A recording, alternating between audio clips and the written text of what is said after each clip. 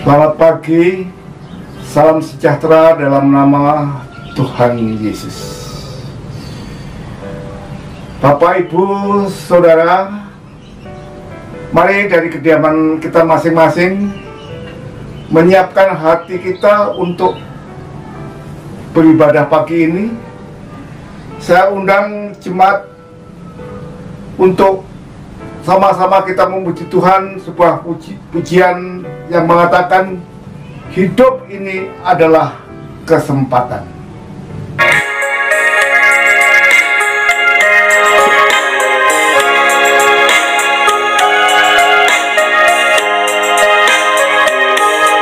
Hidup ini adalah kesempatan.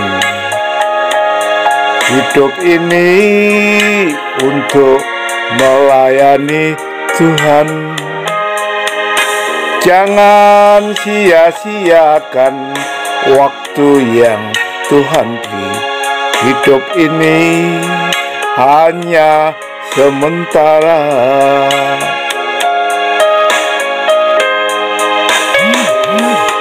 Hidup ini adalah kesempatan. Hidup ini untuk melayani Tuhan. Jangan sia-siakan waktu yang Tuhan beri. Hidup ini harus jadi berkah.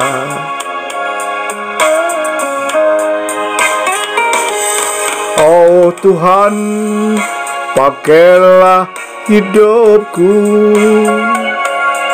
selagi aku masih kuat.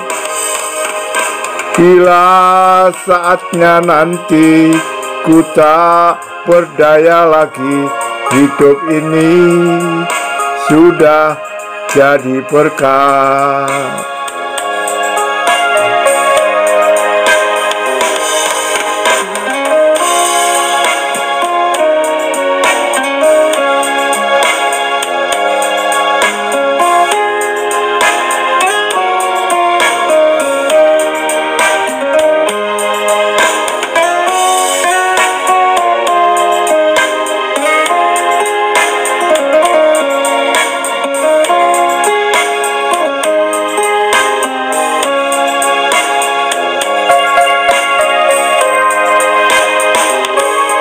Hidup ini adalah kesempatan. Hidup ini untuk melayani Tuhan. Jangan sia-siakan apa yang Tuhan beri. Hidup ini harus jadi berkah.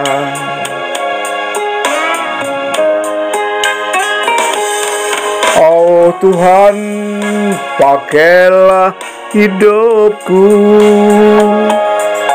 selagi aku masih kuat. Bila saatnya nanti ku tak berdaya lagi, hidup ini sudah jadi berkah. Bila saatnya nanti ku tak berdaya lagi, hidup ini sudah jadi berkah. Saudara, mari kita berdoa. Allah Bapa yang hamba panggil dalam nama Tuhan Yesus, hari ini Minggu tanggal 30 Mei 2021, dari kediaman kami masing-masing, dimanapun kamu berada, siap mendengarkan firman-Mu. Hamba sambut firman-Mu pagi hari ini, dalam nama Tuhan Yesus kami berdoa. Amin. Firman Tuhan pagi ini diambil dari 1 Korintus pasal 9 ayat 24 sampai 27. Saya akan bacakan ayat ini yang berbunyi, "Tidak tahukah kamu bahwa dalam gelanggang pertandingan semua peserta turut berlari, tetapi bahwa hanya satu orang saja yang mendapat hadiah? Karena itu larilah begitu rupa sehingga kamu memperolehnya." Ayat 25. Tiap-tiap orang yang turut mengambil bagian dalam pertandingan menguasai dirinya dalam segala hal. Mereka berbuat demikian untuk memperoleh suatu mahkota yang fana, tetapi kita untuk memperoleh suatu mahkota yang abadi. Ayat 26. Sebab itu aku tidak berlari tanpa tujuan, dan aku bukan petinju yang sembarangan saja memukul. 27. Tetapi aku melatih tubuhku dan menguasai seluruhnya, supaya sesudah memberitakan Injil kepada orang lain, jangan sendiri aku sendiri ditolak. Saudara, adakah persamaan orang yang bertanding renang dengan bulu tangkis? Keduanya jelas berbeda. Perenang bertanding di dalam air. Mana ada orang bertanding bulu tangkis di dalam air? Adakah persamaan antara pemain sepak bola dengan pecatur? Juga berbeda. Pemain sepak bola menyenggol dan menendang. Mana ada orang yang bertanding catur sambil menyenggol dan menendang? Adakah persamaan antara orang bertanding lari dengan petinju? Juga jelas berbeda. Begitu pertandingan mulai, pelari langsung lari secepat mungkin dan sejauh mungkin. Para atlet itu memang berbeda, tetapi sebetulnya ada persamaan antara semua atlet itu. Ada persamaan antara semua atlet itu. Antara orang yang sedang bertanding dengan apapun juga. Apa persamaannya? Persamaannya adalah bahwa semua atlet itu melakukan pertandingannya dengan penuh kesungguhan. Mana ada orang bertanding renang sambil bergurau? Mana ada orang bertanding bulu tangkis sambil mengobrol? Mana ada orang bertanding sepak bola sambil mendengarkan radio? Mana ada orang bertanding catur sambil membaca majalah? Mana ada orang bertanding tinju sambil mengantuk? Mana ada pelari yang sebentar istirahat? Tidak ada. Semua pemain itu melakukan pertandingan secara bersungguh-sungguh dan bersemangat, bukan setengah hati, melainkan penuh konsentrasi. Bukan asal-asalkan, melainkan sekuat tenaga dan sebaik mungkin. Dalam bertanding olahraga apapun, tiap atlet melakukan pertandingannya dengan keinginan menghasilkan yang terbaik. Itulah hakikat sebuah pertandingan. Hidup adalah ibarat pertandingan. Hidup adalah kompetisi. Oleh sebab itu Rasul Paulus menulis, dalam gelanggang pertandingan semua peserta turut berlari, tetapi bahwa hanya satu orang saja yang mendapat hadiah. Karena itu larilah begitu rupa sehingga kamu memperolehnya. Tiap-tiap orang yang turut mengambil bagian dalam pertandingan menguasai dirinya dalam segala hal. Sebab itu aku tidak berlari tanpa tujuan, dan aku bukan petinju sembarangan saja memukul, tapi aku melatih tubuhku dan menguasai seluruhnya. Saudara, perhatikan ungkapan ayat 25 yang mengatakan menguasai dirinya dalam segala hal. Menurut Rasul Paulus, tiap atlet perlu menguasai dirinya. Dalam bahasa Yunani, ekrateomai, yang mempunyai arti beberapa. Pertama, mengekang diri. Kedua, memusatkan diri atau konsentrasi penuh. Ketiga, menghindari diri. Setiap orang yang mau bertanding harus menguasai diri, artinya tidak berlengah, tidak berlena-lena, tidak berleha-leha. Itulah bertanding, itulah hidup. Saudara, harap jangan salah paham. Rasul Paulus sama sekali bukan bermaksud bahwa kita hidup secara tegang, mencekam, dan tarik urat leher. Bukan itu maksudnya. Yang dimaksud adalah agar hidup ini kita tempuh secara bersungguhan, bersemangat, dan berkeinginan menghasilkan yang terbaik. Dalam menghasilkan yang terbaik, di samping dalam pekerjaan juga terutama menghasilkan yang terbaik dalam pengiringan pengikutan kita bagi Tuhan Yesus. Dalam suratnya Rasul Paulus kepada jemaat di Kolose, diungkapkan dengan perintah, apapun juga yang kamu perbuat, perbuatlah dengan segenap hatimu, seperti untuk Tuhan dan bukan untuk manusia. Kolose 3 ayat 23. Apapun yang kita perbuat, jadi termasuk dalam bekerja, itu melakukan pekerjaannya secara sungguh-sungguh dan bersemangat, bukan setengah hati, melainkan penuh konsentrasi. Bukan asal-asalan, melainkan sekuat tenaga dan sebaik mungkin. Dalam bekerja apapun, setiap pegawai yang dipercayakan pekerjaan, entah itu staf maupun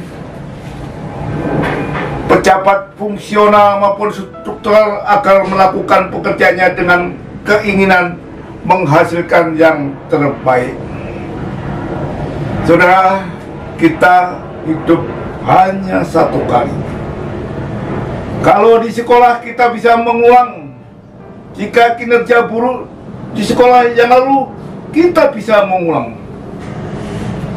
Namun jika kinerja hidup kita buruk, kita tidak bisa mengulang. Hidup tidak bisa diulang. Kita tidak bisa menebus kinerja yang buruk itu. Hidup adalah bertanding. Bisakah terjadi bahwa dalam pertandingan ini kesungguhan dan kinerja kita melemah? Tentu saja. Tiap atlet juga mengalami hal ini. Bagaimana kehidupan kita pagi hari ini? Tentu saja siapapun yang mendengarkan firman Tuhan pagi ini mengalami dua pilihan. Pada saat itu tersedia dua pilihan bagi kita pagi ini. Pertama, kita biarkan semangat dan kinerja kita terus merosot, akibatnya motivasi dan prestasi terpuruk. Atau pilihan kedua, kita akan segera memulihkan kesungguhan dan kinerja kita. Mari, pagi ini, jika apa yang kita lakukan dalam pekerjaan maupun dalam mengiring Tuhan merosot, pagi hari ini kita diberi kesempatan untuk datang kepada Tuhan Yesus. Pagi ini merupakan momentum untuk memulihkan kesungguhan hidup kita. Kita bertanya pada diri sendiri, apakah aku sudah menghasilkan yang terbaik dalam pengikutan pagi ini? Apakah aku sedang mengejar waktu atau kamu ngelur-ngelur waktu? Apakah aku sedang membuat gading atau belang? Ya, kata pepatah, gajah mati meninggalkan gading, macan mati meninggalkan belang. Hidup adalah bertanding. Apapun juga dalam pekerjaan kita, pengiringan kita yang kita lakukan, mari kita lakukan dengan kualitas yang disebut Paulus, menguasai diri. Artinya kesungguhan, bersemangat, dan berkeinginan menghasilkan yang terbaik. Apakah sebabnya nama Raden Saleh, Ismail Marzuki, Khairil Anwar, dan Ki Hajar Dewantoro kita kenang? Karena mereka telah menghasilkan yang terbaik. Jika kita menghasilkan pengiringan kinerja yang terbaik, meskipun misalnya kita hanya seorang tukang batu, maka 50 tahun akan datang, orang akan berdecak kagum. Di sini dulu pernah ada seorang pekerja yang sangat bagus. Sebagus Raden Saleh menggambar lukisan, sebagus Ismail Marzuki menciptakan lagu, sebagus Khairil Anwar mengarang puisi, dan sebagus Ki Hajar Dewantoro mengajar murid. Saudara, bagaimana dengan pekerjaan dan pengiringan kita pagi hari ini? Kalau gajah mati meninggalkan gading, macan mati meninggalkan belang, mari pagi ini dengan hidup kita yang hanya sekali, kita menjadikan salah satu kehidupan yang dapat menghasilkan yang terbaik. Amin. Bapak, Ibu, Saudara, mari pagi hari ini kita berdoa sebagaimana doa yang diajarkan oleh Tuhan Yesus, yaitu doa Bapa kami terdapat dalam Matius 6 ayat 9 sampai 13. Mari kita berdoa. Bapa kami yang di surga, dikuduskanlah namamu, datanglah kerajaanmu, jadilah kehendakmu di bumi seperti di surga. Berikanlah kami pada hari ini makanan kami yang secukupnya, dan ampunlah kami akan kesalahan kami, seperti kami juga mengampuni orang yang bersalah kepada kami.